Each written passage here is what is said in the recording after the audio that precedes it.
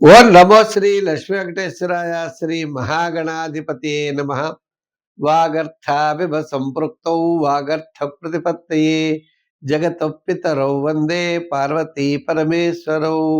జగత్తుకు ఈ తల్లిదండ్రులైన పార్వతీ పరమేశ్వరులకు నమస్కారం తెలియజేస్తూ మనం 2025 పూర్తి చేసుకుని 26లో ప్రవేశిస్తున్న మనం నూతన సంవత్సరానికి స్వాగతం పలుకుతూ మన వార ఫలాలు కూడా నూతన సంవత్సరంలో కూడా చెప్తున్నాం.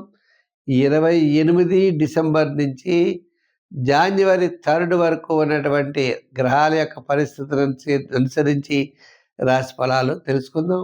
మిథున రాశిలో గురుడు, మరి సింహ రాశిలో కేతువు, అదేవిధంగా మనం చూసినట్లయితే మీన రాశిలో శని, కర్కాటక రాశిలో రాహు, రవి, కుజ, బుధ, శుక్ర 4 గ్రహాలు మనకి వృశ్చిక రాశిలో కనపడతాయి. అదేవిధంగా మేష, వృషభ, మిథున రాశుల్లో ఈ వారం చంద్ర సంచారం ఉంటుంది. వృశ్చిక రాశి, ఈ వృశ్చిక రాశి వారికి చంద్రుడి యొక్క బలం అత్యద్భుతంగా ఉన్నది. చంద్రుడు షష్ఠ, సప్తమ, అష్టమ స్థానాల్లో సంచారం. అష్టమ స్థాన సంచారమైన అంటే వార ప్రారంభం, వారపు మధ్యలో కార్యజయం, ధనలాభం, ముఖ్యమైన వ్యవహారాల్లో అనుకూలత లభిస్తుంది. మీ క్యాలిక్యులేషన్ చాలా కరెక్ట్గా ఉంటాయి. ఎంచేత మీ రాశిలోనే రవి, కుజుడు, బుధుడు, శుక్రుడు అని 4 గ్రహాలు ఉన్నాయి. క్యాలిక్యులేషన్స్ కరెక్ట్గా ఉంటాయి. ముఖ్యమైన వ్యవహారాల్లో అనుకూలత లభిస్తుంది. జాగ్రత్తగా ఉన్నట్లయితే తప్పనిసరిగా చంద్రబలం ద్వారా కార్యజయాన్ని పొందగలుగుతారు.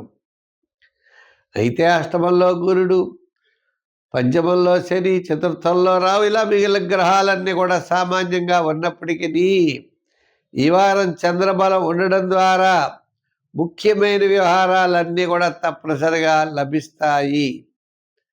తెగకుండా ఉద్యోగపరమైన సమస్యలు తగ్గుతాయి. విద్యార్థులకి పర్వాలేదు. రాజకీయ నాయకులకి పెద్దగా గుర్తింపు లేకపోవచ్చు, కానీ సామాన్యంగా పర్వాలేదు. వృత్తుల పరంగా మనం చూసినట్లయితే ఆయా వృత్తులు చేసేవారికి ఆర్థిక పరమైన సర్దుబాట్లు, వార ప్రారంభంలో వారపు మధ్యలో కాస్త ఆర్థిక సర్దుబాట్లు జరుగుతాయి. వారాంతం కూడా పెద్దగా ఇబ్బంది అయితే లేదు. వ్యాపారాత్మకమైనటువంటి ఆర్థిక లావాదేవీలు కూడా సోమవారం, మంగళ, బుధ, గురువారాల వరకు చాలా బ్రహ్మాండంగా జరిగే అవకాశాలు ఉన్నాయి. అంచేత సోమ, మంగళ, బుధ, గురువారాల్లో కాస్త ఆర్థికపరమైన సర్దుబాట్లు కూడా జరుగుతాయి. మరి వ్యాపారాత్మకంగా పెద్దగా ఇబ్బంది లేదు. అయితే ఈ రకంగా మనం చూసుకున్నట్లయితే నవగ్రహాలు కాస్త ఈ వారం అనుకూలంగా ఉండడం ద్వారా కొంత అనుకూలమైన వాతావరణం కనబడుతోంది. సంఖ్యలో ఎక్కువగా 4 వాడండి. రంగుల్లో ఎక్కువగా గోల్డ్ కలర్ వాడండి, లేదా రెడ్ కలర్ వాడండి. ఆరాధనలో శివారాధన చెయ్యండి. శివ స్తోత్రాలను పఠించండి. అవకాశం ఉన్నప్పుడు మొలకెత్తిన శనగల్ని ఆవుకు పెట్టండి. ఆ విధంగా చేయడం ద్వారా గురు చరిత్ర, దత్తాత్రేయుడి యొక్క చరిత్రలు, శివక్షేత్రాల్ని దర్శించడం ద్వారా మీరు మంచి ఫలితాల్ని పొందగలుగుతారు.